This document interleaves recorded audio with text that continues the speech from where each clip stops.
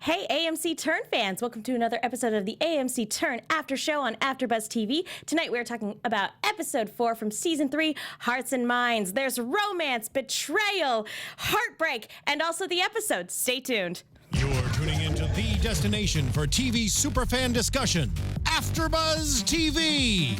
And now, let the buzz begin! Hey there, Turn fans! Welcome to another episode. How are we all doing tonight? I think that's my favorite introduction that you've ever done for this. I may be feeling some feelings. I have some strong feelings about this episode tonight. There were a lot of expressions made at the screen, and I would have been throwing things if we weren't in the studio, and, you know, good times. Good times. I was watching it here, which I don't normally do. I normally watch at home, and I actually ducked behind the table at one point in this episode, and I've never done that before.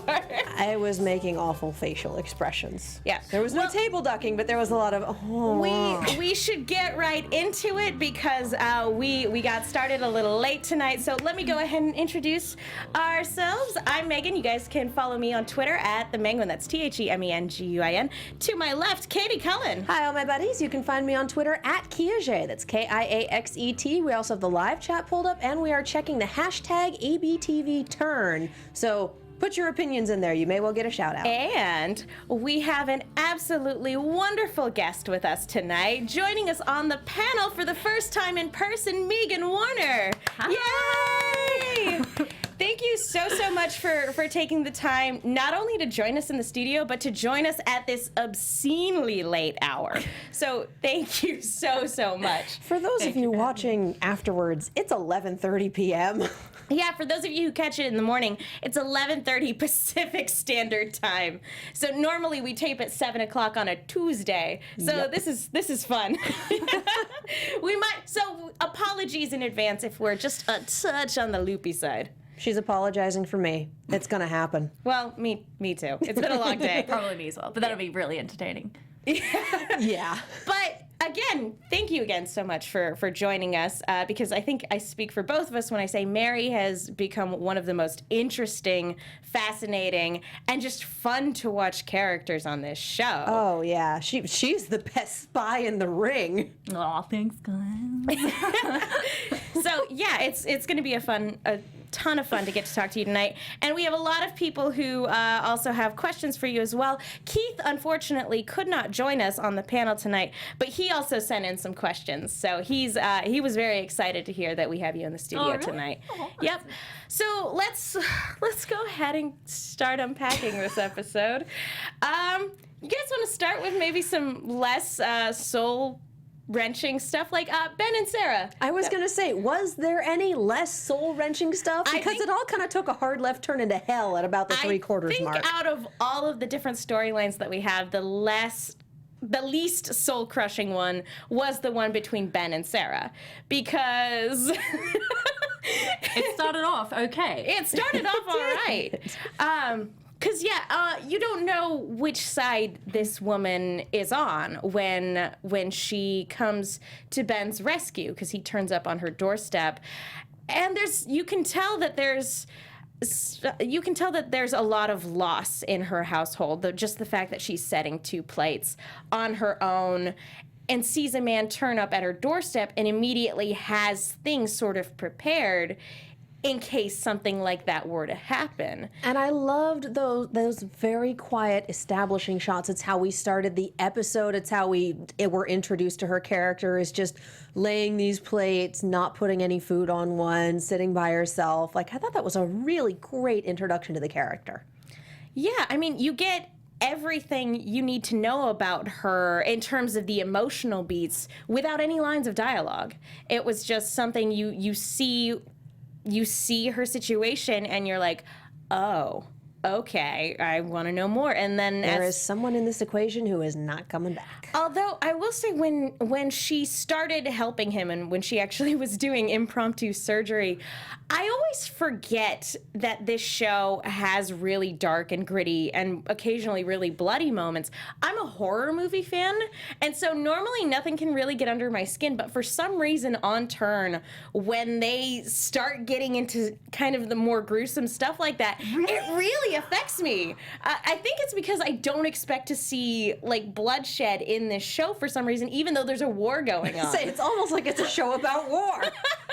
I know, But there's a I know that's a difference really weird between- thing. But there's a difference between processing, oh, okay, that person got shot, and here's a close-up while we dig the bullet out of the wound with a pair of iron pinchers, like, Yes. It's awesome. It's awesome watching the girls like work on that stuff and doing it in the hair and makeup trailer.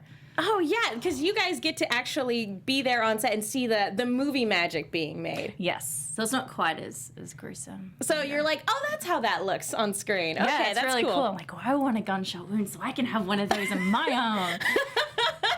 I feel like that's not something I hear in everyday life.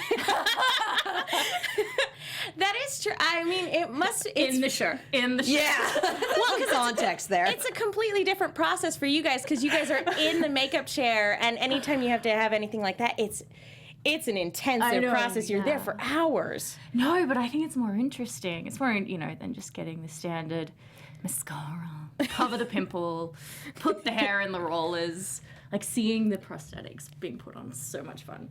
Yeah, major props to the makeup department and the practical effects department because, again, it's very effective. And I say that as somebody who normally is accustomed to sort of seeing stuff like that. So the fact that it can get under my skin, well done, Yeah. show. But you're accustomed to the gratuitous version and not the semi-historically accurate version. Like, hey, we used to do this in real life. That's a little different from, oh, okay, yeah, that person's head is in a bear trap. Must be a Saw movie. Like, little different. Little different. Pretty sure that happened in a Saw movie. I don't know. It was a reverse bear trap. Anyway, that's neither here nor Oh, there. yeah, well, okay, that makes it better. Anyway. I will say that I was laughing when they started having sex, and I'm like, I'm sorry, didn't we just make a comment about how you couldn't get up and go around without ripping your stitches open, and now you're having sex? Shouldn't you be bleeding out right now? Yeah, they made it work. They found a way. I am that person who's like, they have an injury, they can't move, but they're well enough for set. No, they're not. Guys, that is cardio and potentially gymnastics. They are not well enough for that. He was excited. Yeah, I'll He bet. hadn't been with the ladies before. Oh, the blood went somewhere else. Yeah. AfterBuzz After Buzz Dark. After Dark. You're gonna make us explicit. That's no good. We can't Hey, have it's a that. goal. We're gonna be explicit on iTunes. Thanks, Katie. But You're welcome. But I really felt for her, and this was a really good tense build up. We're just gonna be a fit of giggles for the next few minutes. I regret nothing. But like this had a lot of really good tense build up to it because the moment he wakes up after she initially, saves him, she's brandishing a musket at him, basically saying, okay, who are you? What's your story? I was really impressed by that because I really appreciate the way Turn has been handling its female characters. Again, Mary is one of the most interesting people that we've seen on the show. And when a new character like this is introduced, I like that she is a woman that has had to fend for herself for well over a year. And prior to that, had raised two brothers, had been married and took care of her husband, and now has been on her own for a year. And I like that we see all of that development right here the first time we see her. She's not anybody to be trifled with. Well, and I love that she's the kind of person that will fix a guy up and then point a musket at him. Like, there's already blood on the sheets. I'm not attached to him. I'm already gonna have to throw them out. It's no big deal. But yeah, that was really good, and I really liked seeing that. I wasn't quite sure where they were going to go with it though, because he was able to sort of skirt around the question, But then, of course, we get the payoff later on that her husband was killed by members of the Continental Army. And this is a very interesting sort of ideological thing to sort of take into account, because history does romanticize George Washington and all of the founding fathers and never actually kind of takes into the account the human collateral damage that went into winning a war. You know, everybody has this romantic idea of history, of how America gained its independence. And it's, again, it's something I really appreciate about the show, where you step back and go, no, these were human beings making very human decisions, and not all of them are good. Oh, yeah. War sucks for everyone. Absolutely everyone. And this show does a very, very good job of going, yeah, no, here's some people on both sides. You're going to sympathize with all of them, and then we're going to systemically pick them off or break them. Have a good time. Oh, my heart. Tell me I'm wrong. Well, we'll talk about that in a little bit. But Meegan, as somebody who actually gets to, I mean, you guys don't exactly have a lot of time to like mull over the scripts when you get them, because I believe you said you had 8 days to film any given episode. So when you get a script and you get kind of those sobering historical moments that are kind of peppered throughout the script, what's the reaction? And again, you didn't, you're from Australia, correct? Yes. And so I imagine a very different perspective on the American Revolutionary War as well than we have, having grown up, like, learning about it. Yeah, well, you know, obviously I learned about Australian history, so I don't know, when I first got the audition for this, I didn't really know anything about the spy ring, but then I heard that a lot of Americans hadn't heard about it either, but Yeah, no, it was something that was kept secret for a really long time. So, well, kudos to the spy ring. It worked really well. Despite Abe's best efforts. What? Do you find, as you work on the show, that you're learning more and more about the Revolutionary War as time goes on? Yeah, for sure. And I mean, we do, you know, I guess give it a bit of a creative turn as well. It's not I believe completely 100% historically I think it was accurate, but- Amy who said that, like, not history adjacent, but it's sort of like we're not writing history. We're still writing entertainment. Yeah. But yeah, it's entertainment with some historical context. Yeah, for sure. And yes, I am learning a lot about the Revolutionary War that I probably otherwise would not have learned about. Well, us too. I got a 5 on the AP history test when I was in high school, and I'm learning a ton about the Revolutionary Nice. War. I did not, and so am I. I was an IB kid. AP tests were like, yeah, whatever. That's also very true. IB tests are a completely different level. But A horse of a different color. But to sort of bring it back to Ben and Sarah, we also have Gamble, who's hot on his tail. And sure enough, the second Sarah finds out the truth, first of all, she's ready to point a gun at him. And second of all, she wants him gone. And even after Gamble comes and goes, she's like, I never want to see your face again. And I'm wondering where that will ultimately leave us in terms of the Gamble pursuit, and whether or not Sarah is a character we'll ever get to see again. And I'm trying not to look at you, but you've got a really great poker face. I'm just sitting in the middle watching everyone go, I can't look.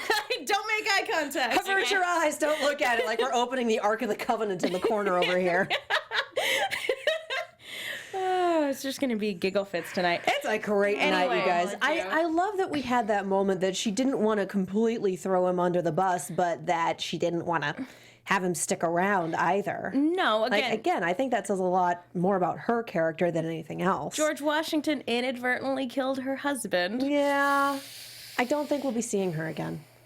Honestly, I think she was just kind of a pit stop. We needed a reason for him to recover well enough to be back on the road. We had a nice little story, and I don't think we'll see her again. I think she's compelling enough to come back. In what capacity? She's in the middle of nowhere, New Jersey.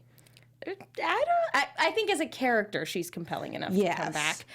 That being said, yeah, I don't necessarily think so. If we do see her again, I think it'll be a pleasant surprise. Yes. So Any other thoughts on this particular arc before we got a lot to cover and not a lot of time to do it in? I just loved how quickly, well, I'm not actually a preacher. Well, I'm not actually a rebel fell apart. Like, oh boy. That didn't work out really well, No, did it? it was just this house of cards that it was great. Yeah. All right. Yes, so we're talking about Andre now. We can. Yeah, let's talk about Andre. Let's talk about Creeper 9000 here. Wow, that escalated quickly. I mean, that really Guys, got if out of these hand. Chairs weren't really hard for a short person like me to jump up onto. I would just sink down to the bottom of underneath the desk here. Because, yeah. You could just hit the lever and lower your chair. I could, but that doesn't have quite the same effect. Okay, so yeah, John Andre in this episode, he's clearly pining after Peggy. He gets a letter saying that they've set a date for their wedding, March 1st. It's going to be a spring wedding. That's nice. Spring is a lovely season. And he is distraught. And I will say that this one scene was a little bit odd when it's the scene where they're incorporating flashbacks, because Turn doesn't normally do that.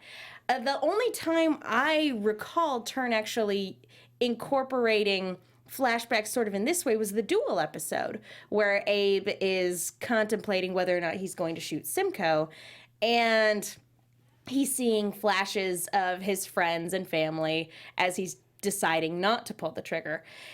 This was a very different. This one was a little. I liked the scene of Peggy reading the letter aloud to him, but the flashback scenes of them together, I thought it was a little cheesy for Turn. They did it with Ben as well when he's concocting his story about, oh, I'm a preacher, this is my name, I was doing this. Like, we had flashbacks as a device all episode. It was like watching Arrow. But it wasn't cheesy, though. It wasn't cheesy when Ben's reciting his story. It's used as a stark contrast. Here, it was very odd. I thought it would have been more effective if they had just sort of pushed in on him and let the music or the silence tell what he's feeling. Again, the only reason I say that is because this show is so good with its cinematography and its ability to let certain scenes breathe, that seeing something like this, it feels out of place for me. I don't know. Do you guys think that I'm out of line saying that, or do you guys feel like it worked just fine? I mean, I didn't really find it too egregious, but there are some directors who think the audience needs to be reminded of things, whether that's the case or not. Fair enough. If you didn't binge it on Netflix, it's been a little bit. And I mean, like, yeah, this is what, episode 3, 4? 4. We're almost halfway through the season. Yeah, no, there's no excuse. We only have 10 episodes. We're halfway there. Let's go. How about you, Meegan? No comment. Well, I work with the guy, so... Well, again, this show is really, really good with its cinematography, and so I like it when they just kind of have moments where they let the show breathe. But really, the real point is that I'm trying to avoid talking about the one thing that we should be talking about, and that's how much of a total creeper John Andre has become, and it breaks my heart to say. Because Philomena's like, yeah, no, you're done ghosting me. Hi, let's get back together. I have the cure for what ails you. And then we have more sex, because if you didn't get enough of that in Game of Thrones, we're catching up this week. And then it's, can you do me a favor? Can you wear your hair exactly like this? And it's a picture of Peggy. And it's like, okay. And I think the icing on the cake was her going to the guy who used to be Peggy's stylist, and Freddie. him recognizing, Hi, and hi Freddie, welcome back, and him recognizing that, oh yeah, I can do this from memory. It's just like, nope, this is messed up. You ruined it. Well, you ruined it, and I'm leaving. And she's a smart girl. She probably knows that this is the girl that he's pining after. Poor Amy Gumnick, man. Oh. I'm gone for a season, and then you do this. Honestly. I mean, I understand he's heartbroken, but this is disgusting, guys, and I don't think I like it. I know I don't like it. I'm not a fan. I'm not on board. You're going to go home and have a drink now, aren't you? Absolutely. Oh my God. There's a bottle of Chardonnay waiting for me when I get back. Oh, Lord. And it's so funny because a couple episodes ago, I was like, oh, yeah, I can talk about John Andre all day long. And now I'm like, can we talk about anything else? Literally anything else. Yeah, let's segue into Benedict. Whom I immediately follow up with Cumberbatch because Tumblr has trained me well. I mean, one endearing moment before it went into the creepy with John Andre was him asking Abigail to go ahead and relay his message to Peggy, which again, very, very sweet before it got weird. I did love Abigail just saying, I don't remember all of his fancy words, but yeah, no, you're all he thinks about. Like, that's better or worse. Pretty honest. That's pretty honest. Ksenia, could you come back to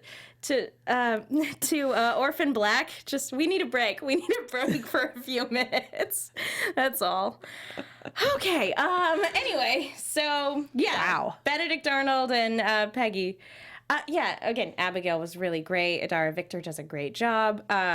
Yeah, anything that's not the thing that we were just talking about. So yeah. Well, if you'd quit bringing it up, we could move on. We will. Let's move on now. Or do you want me to start styling my hair like that? No! Get out! Nope, I'm in the middle. You can't kick me out. It'd be awkward. Get out! No.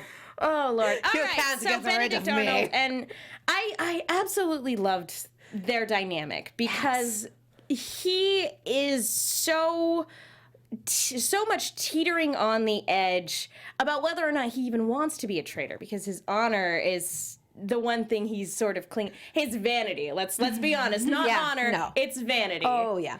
I promised I would lead the troops, and he's treating me like a common spy, and he gave me a common name, and so he picks this horribly egregious. I hope you wrote it down because I repressed it. I was watching your face. That was hysterical. Because I'm just kind of like, what is this? What is wrong a very with you? honorable man who took on great considerable risk to himself in order for them to fight for freedom. Yeah, and has a horrifyingly recognizable name. He's an idiot. He's a very smart man and also an idiot. But Peggy knows exactly how to steer him in the right direction. Ultimately. Oh, yeah, no, she has all the strings. She doesn't like the puppet, but she's got all the strings. Well, and again, it's just such a fun thing to watch their dynamic because he's going off the handle and you can tell that like she's having to process, how do I steer this? How do I channel this into the direction that I need it to go? And it's so much fun to watch her work. I just want to see Andre's reaction to reading Benedict's letter. Just like, he wants this, isn't it? Are you okay? No. I need the intelligence, but do I need it this badly? That's the question. Yeah, I don't know if face palming was a thing in the 1700s, but I kind of imagine a little bit of a face palm. That flat stare where you can just kind of see the ellipsis in the speech bubble, like, really? Really? If there is art of this, I require it. This must be very difficult for you being on the other side of, being on the production side of things and also knowing things that we don't know I don't yet. know what I'm allowed to say, what I can't say. So I'm afraid I'll just start talking and then I'll give it all away. And we appreciate that. We appreciate that. So I'll sit here in silence. Well, maybe not that. I mean, well, yeah, no, feel free. I mean, if you've got feelings about the episode, because you guys live tweet every week too. Yeah, that's fun. That must be a lot of fun, actually, getting to interact with fans in real time. That is great. It is fun, but I get nervous about that as well. But no, it's fun seeing everyone's reactions instantly. But I'm terrible with technology. And so I feel like everyone complains about, commercial breaks already. I'm like, this is where I need to catch up. This is where I need to have time to write my tweet. I don't live tweet with any show because I type too slow. And if I'm typing, then I actually miss something. So I'm like, wait, what? I don't have a big enough attention span. No, I know. I have to actually do both things back at the to the same script. time. Okay, so this is what's happening in this one. Okay, now I'm ready to go. I will only live tweet with a keyboard. Because I type 85 words a minute. Yeah. I can keep up. You type fast, but like I not do. on the phone. Yeah, no, that's way too tough. Yeah, I have to hand it to anybody who actually can accomplish both at once. You know, kudos to everybody who can do that. But yeah, so getting back to Benedict and Peggy, he actually, she's able to steer him in the right direction. Although you can kind of tell that he can tell she's not 100% on the up and up, because he's like, you know a lot of specifics for somebody who is just kind of listening politely when somebody kind of threw ideas of being a traitor at you. And again, she's just very, very good about steering it back to appealing to his vanity, and it's a ton of fun to watch. But something he lets slip, and by lets slip, I mean something he confides in her, is the currency situation with George Washington right now, with the inflation rates being the way they are, not being able to fund a secondary campaign. That little bit of information is now going straight into John Andre's hands the second they are able to get word out. So The second they get out of Philomena's hair. Stop it. No! You're upsetting her. I know, that's the point! it's fine. We're on a lot of fine. shows together. It's fine. She'll As get long back as- at me. As long as she doesn't make any puns. If it keeps her from making puns, it's fine. Yeah, it gets a little hairy when I do that. But it is interesting though that Freddie has been brought back into the equation. Yeah. So that again, it's this interweaving thread that has now brought these two different parties together. And it's so interesting watching this show because everybody is so segmented because of the way communication worked back then and transportation in general. And I imagine that's also difficult for you guys because that means your performances are very relegated to, okay, you have this set of people that you work with all the time, and there's a completely different set of people that you almost never get to see on set, I imagine. Yeah, I think we're just used to it now, I guess, because it's always been this way. 3 seasons in, yeah. It's always been that way that, you know, I mean, there are some actors on the show that I would love to be able to work with, but I just don't think it's ever going to happen. So Like? I'm stuck in the house, drinking tea, looking after the baby. But being awesome Being at the the same best time. spy in the ring. Thank you, ladies. If Seriously. if you did have like a pie in the sky, like say Mary could go off on her own adventure, what would Oh, you want to okay. do? And who would you want to act alongside? Oh, okay. I think that I would love it if Mary joined the Rangers. Oh my gosh! Is she spewing into her cup? Nope, just an insurance policy. It would be so much fun. I would get to ride around on the horses, shoot the guns. They do have real Only cool if she leads the Rangers. Yeah, only if I'm allowed to lead it. Yeah, Dream scenario, it's not gonna happen. They have really cool uniforms. That would be the best. I think it'd be good. Dang. long as you don't- Why? as Why do long you as you don't- strongly disagree? I'm not disagreeing. I'm realizing that this is everything I never knew I wanted. She's imagining the possibilities. As long I as you am. don't have to have Simcoe as a boss, best job ever. I'll set him on Exact- fire. Mary does have a weird fixation when it comes to fire, right? I know. She burned down their house. She burned his accounting Haven't books. burned anything this season yet. Yet. Kill Yet. it with fire. We're good. I don't know. I mean, with the way things are going, the entire manor might burn down. I feel like there's a few relationships that have gone up in smoke. Should we yeah. maybe talk about Anna? Yeah, we can do that. It's heartbreaking though, because this was the ship I was so ready to sail. We got torpedoed, you guys. We got torpedoed. Yeah, speaking hard. of things, yeah. Torpedoes haven't been invented yet, and our ship got torpedoed. The ship sunk and then it got exhumed and then lit on fire and then sunk again. So yeah, we have this really. I'm losing the words for it. That's Getting emotional. That's how emotional I am about this whole thing. We have this setup where they're not running away together. They're going to get married.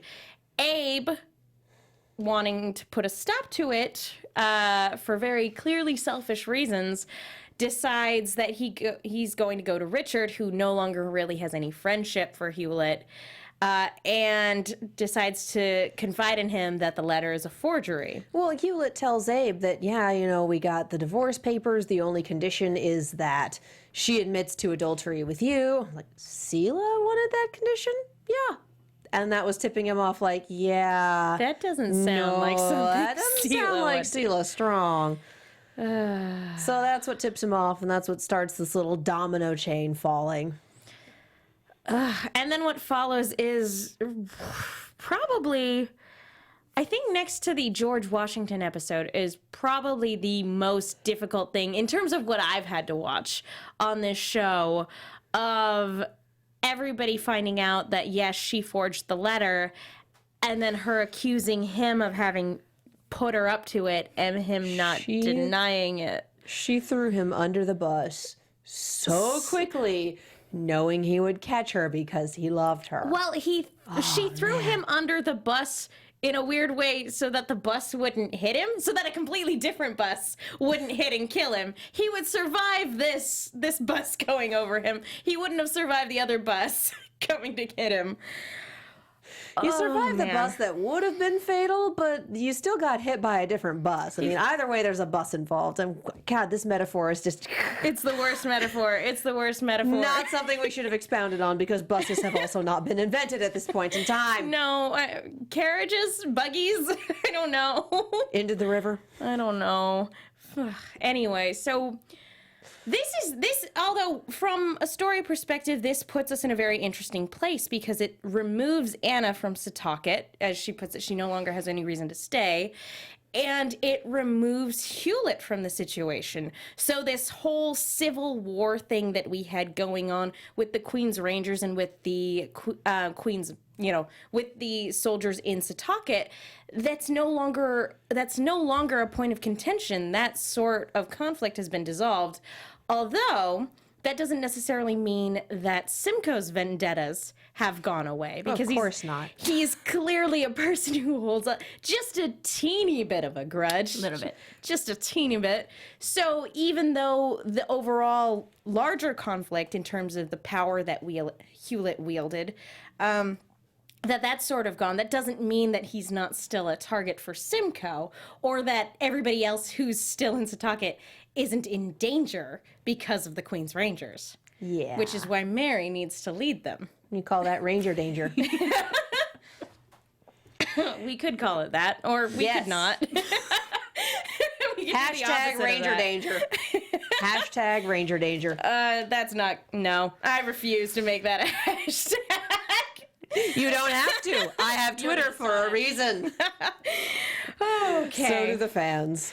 So I would, again, this entire episode between the John Andre stuff and the Hewlett and Anna stuff, this was the most, like,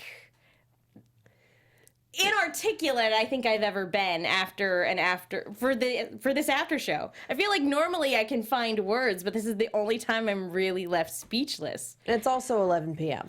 It's also 11 p.m., but I also have a lot of feelings. Yeah, no, this was dying whale noises, the episode. You're just going to lie there and go, Pretty much. This is actually one of the reasons why I know it's a bummer that we don't normally tape on Mondays, but I also kind of like having that day to sort of process and mull it over, because this show is really, really dense. There's a lot in every single episode, so I sort of like having a day to How dare you? How dare you, Steve? How dare you? Steven, our booth guy tonight, has put in our notes, hashtag Ranger danger. It's a thing. How dare you, traitor! It's a thing. He is on the right side of history. Sure. We'll get that one trending next week. The right side of Ranger history. danger, hashtag the right side of history. Oh, Lord. But yeah, so is there anything else we want to touch on in this episode before we go ahead and swing into predictions a little bit? Abe makes terrible decisions redux. Seriously, he just does. And then the whole, well, we're going to wait until the middle of the wedding to call him out, just for maximum humiliation for literally everyone involved. This is a great idea. It'll it does get him out not of make me town. look like a jackass at all. It'll get him out of town, though. Ultimately, in theory, it would save his life. In theory.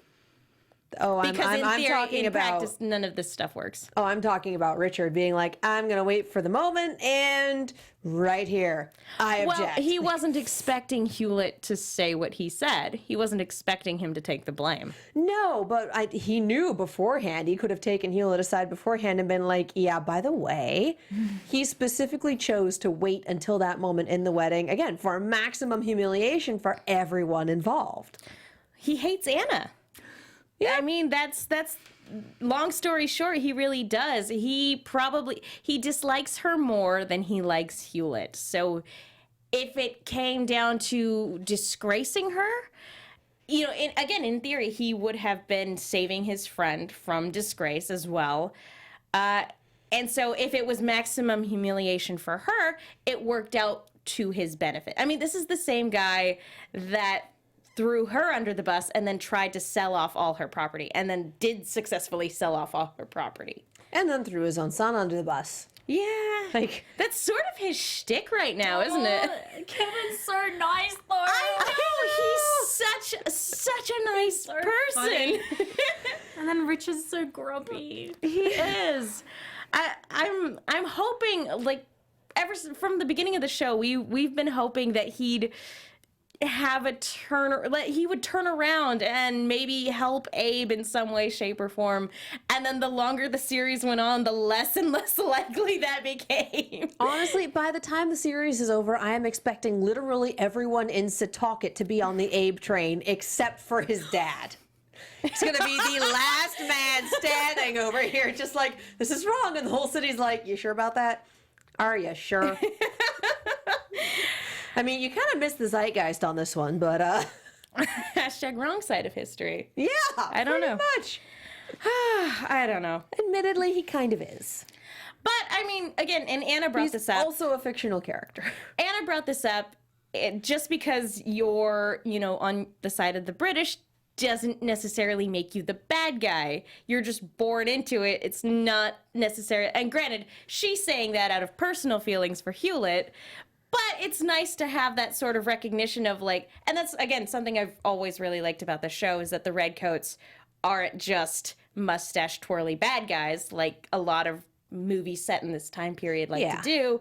They're people with, flaws and wants and needs and everything like that. And so I like seeing that. And I like seeing somebody who was so adamant about, let's storm in there. Let's get them out of here. Shoot Hewlett, all that stuff. Have a complete and total 180 on her former stance. It's nice character development. And that was just a great letter at the end. Like, you told me to make friends with him, and then you got mad when I did, and you know what? We're done. We're just done. Yeah. Which is a good thing to be as far as that relationship goes, I think. Yeah, although something she points out is that this was a shot at happiness for her. And something we've kind of debated about is whether or not she's actually in love with Hewlett. We knew that she loved him enough to save his life, but it's only kind of up until this point that she was thinking of a happy life for herself as well, away from the war. So it's kind of like, oh, maybe she did have stronger feelings for him than we initially anticipated. And she's written Sela out of the picture just as hard as the writers have. Oh, Bye! poor Sela.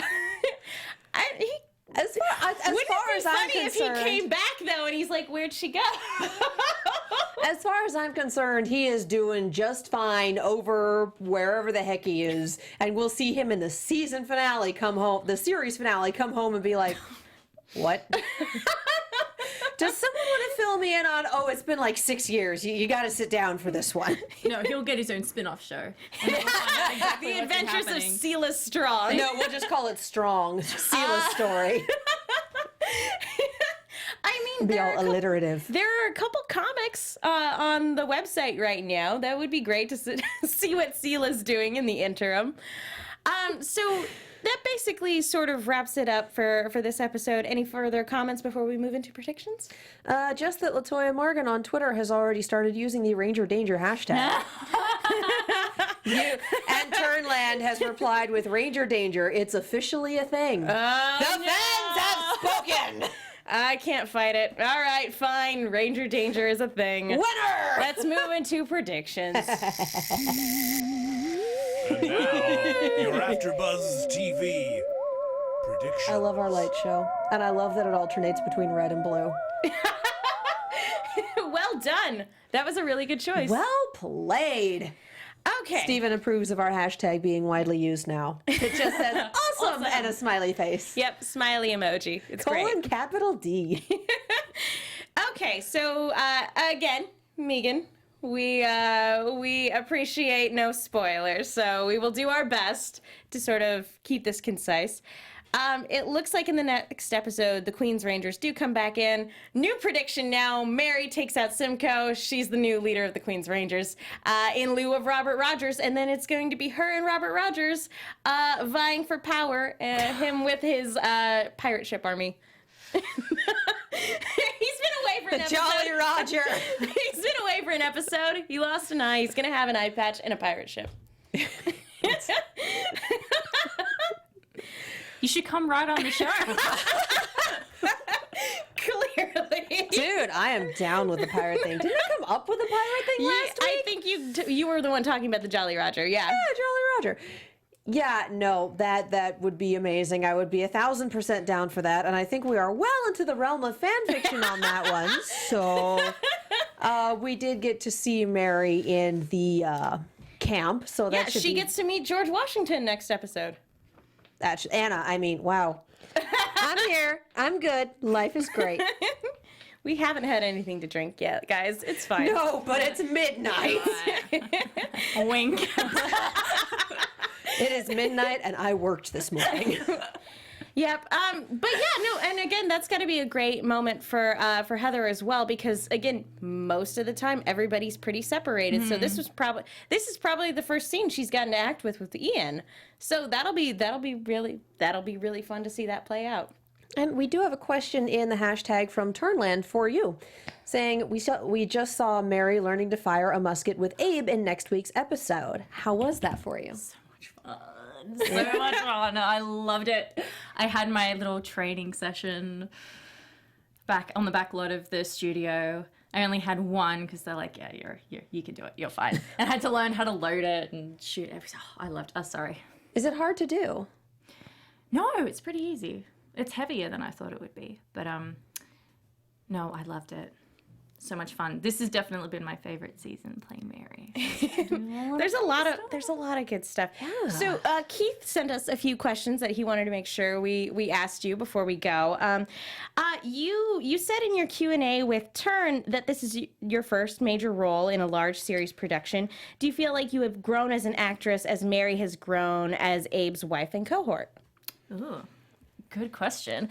Yeah, for sure. I hadn't really done a lot before Turn, and getting to just work with the amazing cast. I learned so much just acting opposite them and just seeing how they conduct themselves on set as well. So it's been an amazing learning experience. And television's so fast that it's kind of just, because I'm a bit of a perfectionist when it comes to the acting, so you kind of just have to go with it. And for sure, I hope I've grown as an actress over the course of the show. Yeah. Yeah, and you guys don't really get a lot of rehearsal time again because the production schedule is so tight and concise. So how does that affect your process, not really getting a whole lot of time to mull over things? Yeah, for the first 2 seasons, we didn't get any rehearsal. The third season, because we get a different director every episode, so some of them would, if we had enough time, they would call us in to rehearse some of the bigger scenes. Like I think Heather Heather and Byrne got called in to rehearse their wedding scene, and Kevin as well. And I got called in. I'm like, guys, I just down there. I'll probably just get in the way. I'll sit this one out. But, you know, some of the bigger ones, we definitely got more of a rehearsal period in season 3. Usually it's just you have a read through on the day and then camera rehearsal and then hope for the best and go for it. Now, when they initially brought you in to play Mary and the creators of the show were talking to you and they said that, you know, they weren't quite sure where they were going to take Mary's character. Yeah. Again, I think we can all agree that they took it in a really good direction. Yeah, they did. Did you have any input on that sort of in the long, I know not necessarily at first, but any input on that in terms of the longer overarching character development? I think I was always kind of like, can Mary shoot a gun? You know, can she ride the horses and shoot the guns and run around outside? And so maybe, or I don't know, probably not. But season 2. I guess I can say this now because it didn't happen and we're on season 3. But season 2, Mary had a completely different story. Really? Yeah, and we actually kind of got into it a little bit. Well, like one scene into it, and we shot a scene that ended up getting cut because we didn't obviously go in that direction. But like the whole how she was organizing a charity, and I was kind of wondering where that what happened with that. It was a great success. It was a great charity. Everything went well for everybody. Yes. No pirates were involved. Yeah, it's fine. But she was meant to like have like this infatuation with the privateer that comes along, and then he would rip her off and run away with the town's money, and I thought, yeah, that would have been really cool for them to do that. But then I'm kind of glad they went the way they did because I don't know, it's like Spying's more fun. Spying is more fun. It's more interesting. It's more interesting because like every character doesn't need to have an affair. No. So, and as great as dashing privateers are, I mean, again, I think the compelling spy stuff is more than entertaining enough. Yeah. So I was glad that they went that way. But that kind of changed like within a couple of episodes in season 2, and they're like, no, we're not doing that anymore. We're gonna. Speaking of Mary firing a gun, Keith also wants to know whether or not she's going to handle business Dirty Harry style at any point this season. Right after she takes over the Rangers. Yep. There we go. She is the danger.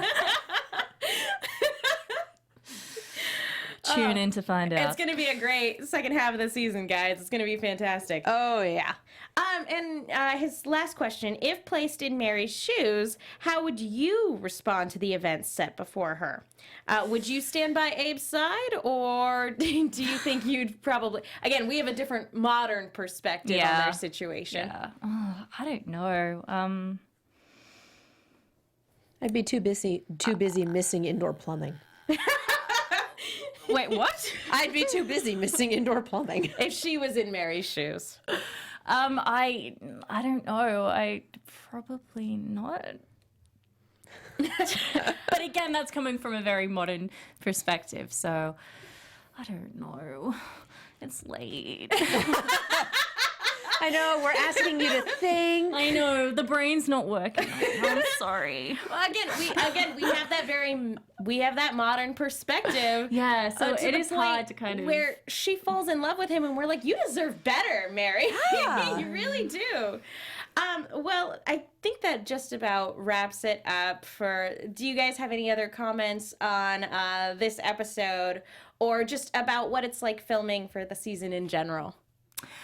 Well, I don't really have any comments on this episode. I know it's such a boring one for me to come in and talk about because I barely worked on it. I wish I could, because I'm flying back home on Wednesday. I was going to say, obviously, this means you need to come back. I know.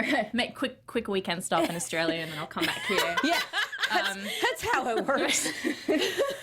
But no, I just had an absolute ball filming this season, and Mary's story picks up in the second half of this season, and I'm really looking forward to you guys seeing it. It's just I just had a ball. I have nothing but good things to say. Well, we're looking forward to seeing it. I do want to ask one more question. Just, I know the first year you guys were filming, you were doing it in the middle of the polar vortex. So I imagine that was probably the biggest challenge that season. What's been the biggest challenge so far for you this season? I guess it is still the cold. But I'm usually in the studio. I think it's a lot worse for the poor crew who have to like carry the cameras out through the snow into the forest. But for me, I don't know. I'm from Australia. I'm fascinated by the snow. I'm like the one person who's like, yes, there's gonna be a blizzard. Everyone's like, get out of here. Like, I love it. I love the cold weather and I love the snow. But I guess for me personally, the biggest challenge this season, I can't reveal because it would be giving away some of the storyline. Tweet about it later. Just imagine you in 5 weeks tweeting it saying that was the challenge. Yeah, the hashtag Ranger Danger. And you'll know that that's the one that I'm talking about. Keep an eye on that hashtag Ranger Danger to find out the answer, folks. I know. I'm going to forget. Keep an eye on that hashtag Ranger Danger because I will be abusing it. Well, I guess that just about wraps it up for tonight's episode. Meegan, thank you so much thank you for having coming me. in. Where can people go in terms of social media to keep up with you and all your projects that you got coming up? Twitter, I guess, at Meegan Warner. Instagram, at Meegan Eloise. Oh, there's music playing in mine. Yep. Is that meant to happen? Yep, that's the thing. Wrap it up. We're That's going where home. we're coming to the cued end it. of the show. Yeah. That's about it. Yeah. Okay. Yeah. Instagram, Twitter. If come say hello. Awesome. Thanks again for coming on. No worries. So much Thanks for fun. having me. I'm Katie Cullen. You can find me on Twitter, Tumblr, Instagram, and YouTube at Kiaxet. That's Kiaxet. I'm also on Snapchat at Kia Prime. I'm not going to be on any of my shows this week because I'm going to be in Spokane being a zombie for Z Nation. So if you're in Spokane, come say hi, and we'll be back. Well, for me, it's Monday because we're doing a special episode of Blind Spot. But yes, see you in a week. I'm Megan. You guys can follow me on Twitter and Instagram at The Menguin. That's TheMenguin. I'm also on a bunch of shows here at AfterBuzz, including Sailor Moon Crystal, which I may be by myself next week. So that'll be fun, figuring out what to do with that. I also write for a website called The Movie Chick. That's Chick with 2 Ks. Be sure to check those out for all those fun articles. Thank you again, Meegan, so much for coming in and hanging out with us. We had an absolute ball getting to talk to you, so hope you had some fun too. I did. Oh, yeah. It's so hot in your studio, though. It is. Heavens to Betsy. It is super hot. It's not normally this hot. Well, that's because we are super hot. Yeah, sure. We'll go with There you that. go. We'll go with that one. We'll go with that. And thank you guys so much for tuning in. We will see you all next week.